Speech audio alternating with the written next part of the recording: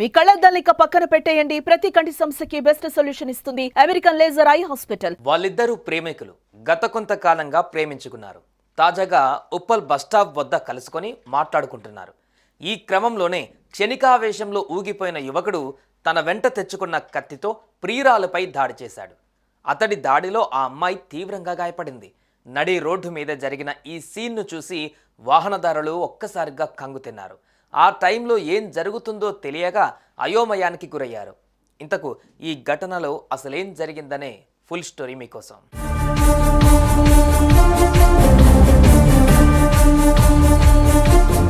ఉమ్మడి నల్గొండ జిల్లా భువనగిరికి చెందిన సాయి కుమార్, రంభ అనే ఈ విద్యార్థులు కొన్నాళ్ల పాటు ప్రేమించుకున్నారు.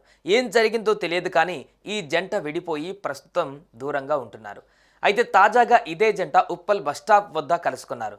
నన్ను ప్రేమించాలంటూ సాయి కుమార్ రంభ వెంట పడ్డాడు. దీనికి ఆ యువతి నిరాకరించినట్లుగా తెలుస్తోంది. ఈ నేపథ్యంలోనే ఒకరిపై ఒకరు మాటల దాడి చేసుకున్నారు. ఇక పట్టరాని కోపంతో ఊగిపోయిన సాయి కుమార్ తన వెంట తెచ్చుకున్న కత్తితో ప్రియురాలపై దాడికి దిగాడు. అతడి దాడిలో రంభ తీవ్రంగా గాయపడింది.